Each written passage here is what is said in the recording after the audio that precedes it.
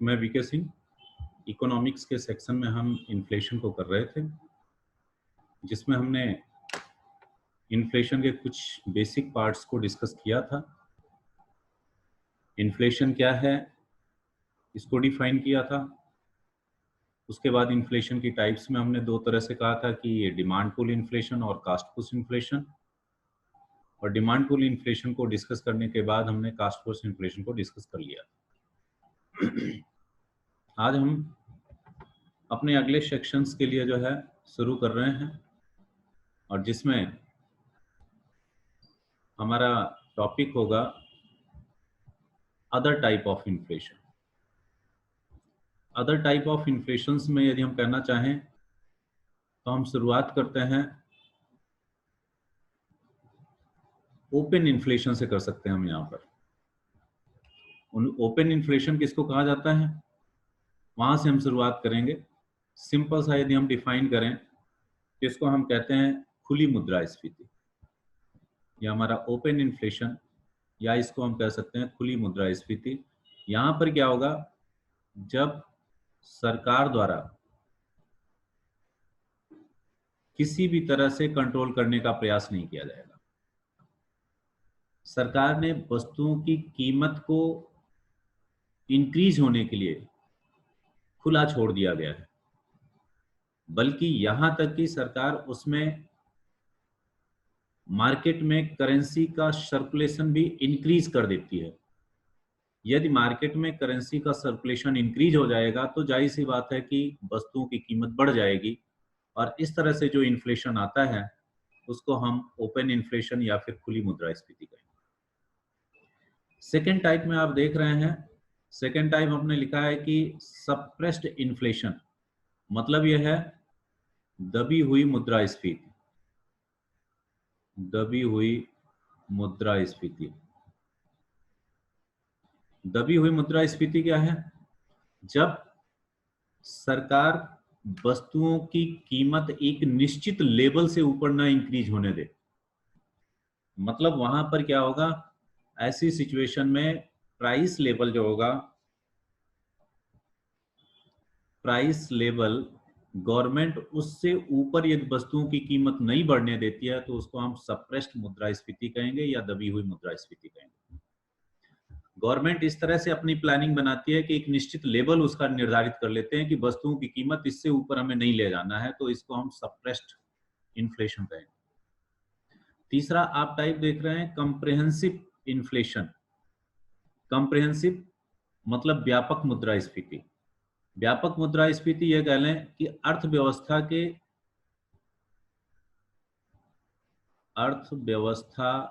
के सभी क्षेत्रों में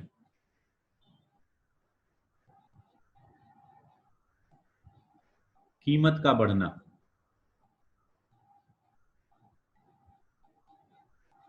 ये कंप्रेहेंसिव मुद्रास्फीति कही जाएगी या व्यापक मुद्रास्फीति। सभी क्षेत्रों में, चाहे आप प्राइमरी सेक्टर की बात करें, चाहे सेकेंडरी सेक्टर की बात करें, चाहे टर्सरी सेक्टर की बात करें, या तीनों क्षेत्रों में, इवन सर्विस सेक्टर के डिफरेंट में, चाहे वो आईटी सेक्टर की बात करें, चाहे हम टेलीकम्युनिकेशन वगैरह की बात कर रहे हैं, चाहे हम ट्रांसपोर्टिंग की बात कर रहे हैं, चाहे बैंकिंग सेक्टर की बात कर लें, या अदर जो सर्विसेज प्रोवाइड की जा रही हैं उनकी बात कर लें, ये सभी क्षेत्रों में जो है कीमत बढ़ रही है, तो इसको कंप्रेहेंसिव इन्फ्लेशन की बात कहेंगे। इसको हम नॉर्मली यदि कहना चाहें तो ये कह सकते हैं, हिंदी में कहा जाता है व्यापक मुद्रास्फीति। व्यापक मुद्रास्फीति। नेक्स्ट टाइप आप देख रहे हैं स्पोरेडिक मुद्रास्फीति। स्पोरेडिक मतलब होता है बिखरी हुई मुद्रास्फीति। ये बिखरी हुई मुद्रास्फीति मतलब अर्थव्यवस्था के कुछ क्षेत्रों में वस्तुओं की कीमत इंक्रीज हो जाती है, कुछ क्षेत्रों में वस्तुओं की कीमत नहीं चेंज हो रही है। मतलब किसी पर्टिकुलर क्षेत्र में तो हमें राइज दिख रहा है, कहीं पर नहीं दिख रहा है, मतलब बिखरा हुआ है। कहीं कहीं पर जो है इन्फ्लेशन दिख रहा है, कुछ क्षेत्रों में हमें नहीं दिख रहा है, तो इसको हम स्पोरेडिक इन्फ्लेशन कहेंगे या फिर बिखरी हुई मुद्रास्फीति कहेंगे। नेक्स्ट हमने एक टाइप कहा लिखा है क्रीपिंग इन्फ्लेशन। क्रीपिंग इन्फ्लेशन मतलब यहां पर होता है सिंपल सा क्रीपिंग। क्रीपिंग का मतलब होता है रेंगती हुई, रेंगती हुई मुद्रास्फीति। यदि रेंगती हुई मुद्रास्फीति, क्योंकि इन्फ्लेशन का जो लेवल होता है वो डिफरेंट रखा जाता है। यदि परसेंट में आप देखते हैं 5%, 6%, 8% इस तरह से इन्फ्लेशन बताया जाता है कि ये चल रहा है। तो रेंगती हुई मुद्रास्फीति हम उस समय कहेंगे जब इन्फ्लेशन रेट 0 से लेकर के 5% के बीच में यदि है तो उसको हम रेंगती हुई मुद्रास्फीति कह सकते हैं, या फिर हम इसको कह सकते हैं कि सिंगल डिजिट लो लेवल यदि है तो वो क्रीपिंग इन्फ्लेशन है। सिंगल डिजिट लो लेवल मतलब 0 से 5%। नेक्स्ट है वॉकिंग इन्फ्लेशन। वॉकिंग इन्फ्लेशन का मतलब यह है चलती हुई मुद्रास्फीति। इसमें क्या होगा, चलती हुई मुद्रास्फीति का मतलब यह है कि यदि इन्फ्लेशन रेट 5 to 8 तक यदि है तो उसको हम चलती हुई मुद्रास्फीति कहेंगे या फिर वॉकिंग इन्फ्लेशन कहेंगे। हम इसको एक दूसरे शब्दों में कहना चाहें तो ये हम कह सकते हैं कि सिंगल डिजिट मिड लेवल पर यदि है तो उसको वॉकिंग इन्फ्लेशन कहेंगे। Single digit mid level, medium level पर यदि है तो उसको हम वॉकिंग इन्फ्लेशन कहेंगे। नेक्स्ट है रनिंग इन्फ्लेशन। रनिंग इन्फ्लेशन मतलब दौड़ती हुई मुद्रास्फीति। दौड़ती हुई मुद्रास्फीति मतलब हम यहां पर कह सकते हैं कि यदि single digit high level to 2 digit low level यदि ऐसा है तो हम उसको रनिंग इन्फ्लेशन कहेंगे। 2 डिजिट लो लेवल मतलब हम 15, 20, 30 तक कह लें, यदि इस लेवल पर है 9 से लेकर के 30 तक, 35 तक यदि इस तरह से हमें दिखता है तो उसको हम रनिंग इन्फ्लेशन कहेंगे। दूसरा जो है यदि हम कहना चाहें तो ये कह सकते हैं गैलोपिंग इन्फ्लेशन। गैलोपिंग इन्फ्लेशन जब इन्फ्लेशन रेट बहुत ज्यादा हो जाए, बहुत ज्यादा हो जाए कहने का मतलब इसी को यदि हम कहना चाहें तो एक वर्ड और भी दिया जा सकता है जिसको हम कह सकते हैं हाइपर इन्फ्लेशन। हाइपर इन्फ्लेशन,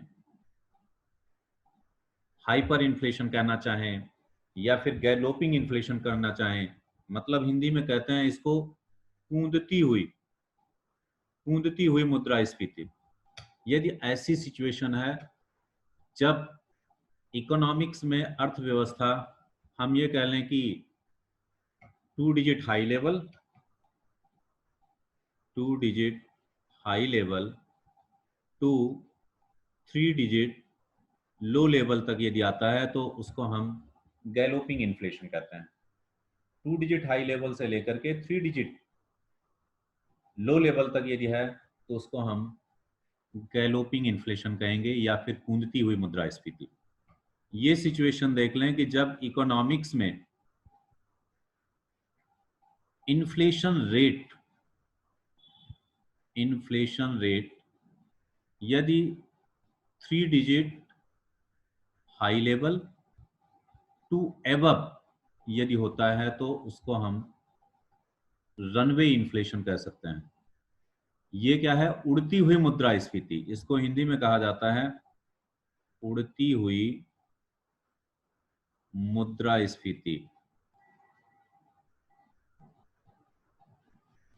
हाँ, तो हम लास्ट कह रहे थे कि रनवे इन्फ्लेशन जब अर्थव्यवस्था में inflation rate 3 digit high level से या उससे ऊपर चला जाता है तो उसको हम उड़ती हुई मुद्रास्फीति कहते हैं या फिर उसको रनवे इन्फ्लेशन कहते हैं। ये इकोनॉमिक्स के लिए जो है सबसे भयावह स्थिति होती है जिसको कंट्रोल करना सरकार के लिए सबसे ज्यादा समस्या की बात होती है, क्योंकि यहाँ पर जो है आप ये समझ लें 3 डिजिट हाई लेवल से ऊपर उठाना काफी मुश्किल हो जाता है। 3 डिजिट हाई लेवल पर यदि चला जाता है तो उस समय इसको कंट्रोल करना सरकार के लिए बड़ा मुश्किल हो जाता है, या उससे अधिक है, 1000 के लगभग है, तो अर्थव्यवस्था के लिए बड़ी कीमतें ज्यादा हो जाती हैं। इससे क्या होगा, लोगों का रहन सहन, जीवन स्तर जो है मेंटेन करना मुश्किल होगा, स्टैंडर्ड ऑफ लिविंग मेंटेन करना मुश्किल होगा, और यदि स्टैंडर्ड ऑफ लिविंग मेंटेन करना मुश्किल होगा तो जाहिर सी बात है कि डेवलपमेंट रुक जाएगा। हम सिंपल सा यहाँ पर एक टर्म कह रहे हैं कि डेवलपमेंट। डेवलपमेंट ये जो है इकोनॉमिक्स में स्टैंडर्ड ऑफ लिविंग से जुड़ा हुआ संबंध टर्म है। जब स्टैंडर्ड ऑफ लिविंग इंक्रीज होगा तभी जो है डेवलपमेंट होगा। यदि हमने पर कैपिटा इनकम इंक्रीज किया लेकिन लोगों का स्टैंडर्ड ऑफ लिविंग यदि इंक्रीज नहीं हुआ तो हमने डेवलपमेंट नहीं किया है, उस समय हमने सिर्फ ग्रोथ की है।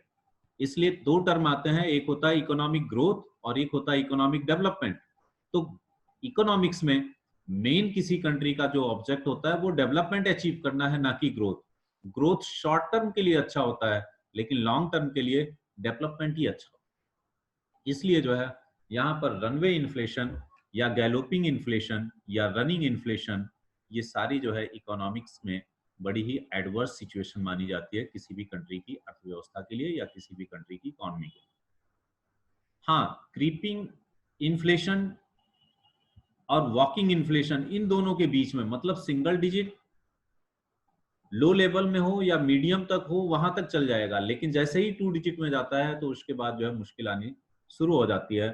ज्यादातर जितनी भी कमेटी रही हैं, चाहे वो केलकर कमेटी रही है या अदर कोई कमेटी रही है, रंगराजन कमेटी वगैरह रही है, इन सभी कमेटी ने इन्फ्लेशन रेट का 5% 4% के आसपास रहने का सजेशन दिया है कि अर्थव्यवस्था में 4 से 5% इन्फ्लेशन रेट होना चाहिए। इससे ज्यादा यदि इन्फ्लेशन रेट है तो वो इकोनॉमी के लिए, किसी भी कंट्री के लिए बड़ी ही खराब स्थिति के लिए। ये था हमारे open inflation, suppressed inflation, comprehensive, sporadic, creeping, walking, running, galloping and runway inflation. अब इसके बाद एक बहुत ही इंपॉर्टेंट टॉपिक है, वो है, हम कह सकते हैं कि उसको कहते हैं स्टैगफ्लेशन। बहुत ही इंपॉर्टेंट टॉपिक स्टैगफ्लेशन। अर्थव्यवस्था का अक्सर जो है यूपीएससी वगैरह में यदि आप देखेंगे तो स्टैगफ्लेशन का क्वेश्चंस पूछे जाते हैं, और स्टैगफ्लेशन क्या है, किस तरह से है, उस पर आते हैं।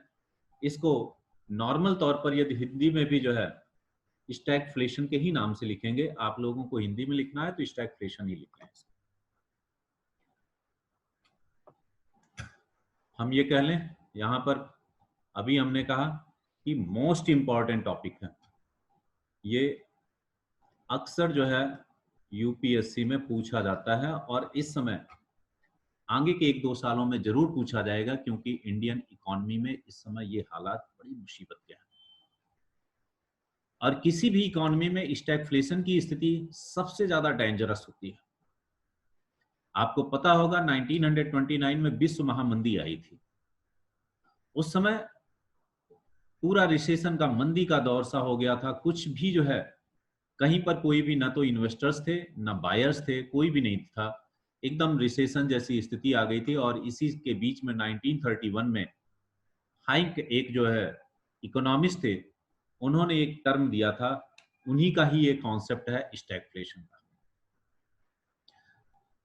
स्टैगफ्लेशन में उन्होंने दो चीजों की समस्या को कहा कि एक तो इन्फ्लेशन की समस्या है और इन्फ्लेशन के साथ जो दूसरा जुड़ता है वो है अनएम्प्लॉयमेंट। जैसे जैसे थोड़ा सा समय बढ़ता है इकोनॉमी में, मनी का सर्कुलेशन मार्केट में इंक्रीज होता है, और मार्केट में यदि मनी इंक्रीज होती है तो जाहिर सी बात है कि वस्तुओं की कीमत बढ़ जाती है, और वस्तुओं की कीमत बढ़ जाने से समय के साथ में हम ये कह सकते हैं कि मुद्रास्फीति की दर में वृद्धि होती है। विद टाइम जो है रेट ऑफ इन्फ्लेशन इंक्रीज करता है। Rate of inflation increase with time, समय दर समय, एक साल के बाद दूसरे साल लगातार ये देखा जाए, यदि हम उस पर किसी भी तरह की गवर्नमेंट अपनी पॉलिसी में चेंज नहीं करेगी तो क्या होगा कि रेट ऑफ इन्फ्लेशन इंक्रीज होगा। और रेट ऑफ इन्फ्लेशन यदि होता है तो वो रिलेट हो जाता है बेरोजगारी से। बेरोजगारी की उच्च दर तेजी से बढ़ती हुई, मतलब जो बेरोजगारी अनएम्प्लॉयमेंट का रेट भी जो है वो भी तेजी से बढ़ता है। यदि हम इन्फ्लेशन इंक्रीज होगा तो अनएम्प्लॉयमेंट कंट्रोल रहेगा, लेकिन यदि हम इन्फ्लेशन कंट्रोल करेंगे तो बेरोजगारी बढ़ जाएगी। मतलब ये दोनों एक दूसरे से लिंक्ड अप है। जब इन्फ्लेशन बढ़ रहा है मतलब प्रोडक्शन ज्यादा इंक्रीज होगा, तभी जो है धीरे धीरे डिमांड्स यदि इंक्रीज हो रही है और प्राइस बढ़ती जा रही है, प्राइस यदि बढ़ रही है तो कहीं ना कहीं जो है लोगों को रोजगार भी मिल रहे हैं, सारी चीजें ठीक है। इस तरह से जो है वहां पर बेरोजगारी की स्थिति कम होगी। लेकिन जैसे जैसे इन्फ्लेशन को हम कंट्रोल करने की कोशिश करते हैं, इन्फ्लेशन कंट्रोल करेंगे तो जाहिर सी बात है कि क्या होगा, वस्तुओं की कीमत कम हो जाएगी, और वस्तुओं की ये कीमत कम हो रही है तो इसके मतलब प्रॉफिट भी जो है कम होगा, और ये प्रॉफिट कम होगा तो इन्वेस्टमेंट कम हो जाएगा, और यदि इन्वेस्टमेंट कम होगा तो बेरोजगारी जनरेट। इसलिए स्टैगफ्लेशन की दो शक्तियां जो है उत्पन्न होती हैं। एक तो बढ़ती हुई साधन लागत, क्योंकि स्टैगफ्लेशन में, इन्फ्लेशन में क्या है, जो फैक्टर कॉस्ट है वो इंक्रीज हो जाता है, और ये फैक्टर कॉस्ट इंक्रीज हो रहा है तो उसी को हम क्या कह सकते हैं, लागत जन मुद्रास्फीति। स्टैगफ्लेशन में नॉर्मल जो है इन्फ्लेशन की कंडीशन में जो होता है, स्टैगफ्लेशन दोनों को रिलेट किया गया है। आप ध्यान रखिएगा, स्टैगफ्लेशन जब भी आपको डिफाइन करना है तो रेट ऑफ इन्फ्लेशन और अनएम्प्लॉयमेंट दोनों को कहेंगे, और ये दोनों एक दूसरे के कंट्राडिक्टरी होते हैं। इस चीज को हम यहाँ पर एक्सप्लेन करेंगे कि इन्फ्लेशन समय के साथ यदि इंक्रीज होता जाता है तो उससे क्या होता है, फैक्टर कॉस्ट इंक्रीज होती है, तभी इन्फ्लेशन आ रहा है, और ये फैक्टर कॉस्ट इंक्रीज हो रहा है तो वो लागत जन मुद्रास्फीति जनरेट कर रहा है। और यदि हम उस इन्फ्लेशन को कंट्रोल करने की कोशिश करते हैं तो जाहिर सी बात है कि उस समय क्या होगा, बेरोजगारी की दर बढ़ना शुरू हो जाएगी। इसलिए हम यहां पर यह कह सकते हैं कि एक साथ कीमत में वृद्धि और उससे संबंधित दूसरे आर्थिक क्रियाकलापों में मंदी की ये दोनों स्थितियां जो है विरोधाभासी स्थिति में है। यदि हम इन्फ्लेशन कंट्रोल करेंगे तो बेरोजगारी वो दिक्कत करेगी, बढ़ेगी।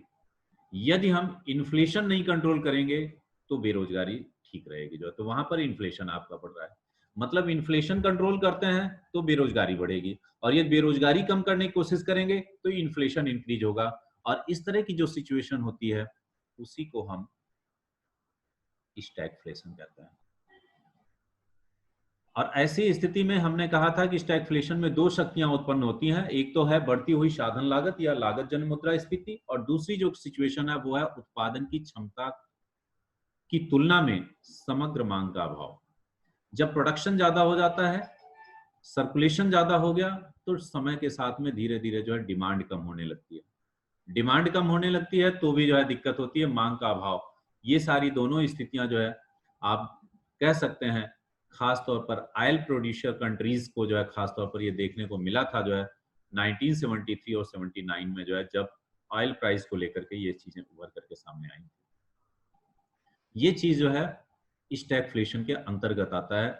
मीन्स आप सिंपल सा ये नटसेल में यदि जानना है तो सिंपल सा इन्फ्लेशन का ये आप 3-4 पॉइंट्स यहाँ पर ध्यान रखेंगे कि ये इकोनॉमी के लिए सबसे डेंजरस सिचुएशन है। 1931 में हैंक ने इसको जो है डेवलप किया, उन्हीं ने ही यहाँ पर दो चीजों को एक साथ रखा। एक चीज ये कहा कि एक तो इन्फ्लेशन इंक्रीज होगा तो फिर जो है बेरोजगारी की समस्या सॉल्व हो जाएगी, मतलब लोगों को रोजगार जो है जनरेट होगा। लेकिन यदि हम इन्फ्लेशन कंट्रोल करेंगे तो रोजगार जो है मिलना लोगों को मुश्किल होगा, उस समय बेरोजगारी जो है वो बढ़ेगी। ये सिचुएशंस जो है स्टैगफ्लेशन के अंतर्गत आते हैं। बस यहाँ पर हमारा सेशन 3 इन्फ्लेशन की डिफिनीशन का था। अगले सेशन में हम अगला पार्ट जो है इकोनॉमिक्स के अदर जो है इन्फ्लेशन के जो एस्पेक्ट हैं, थिंकर्स वगैरह के हैं, उन पर हम डिस्कस करेंगे। Thank you.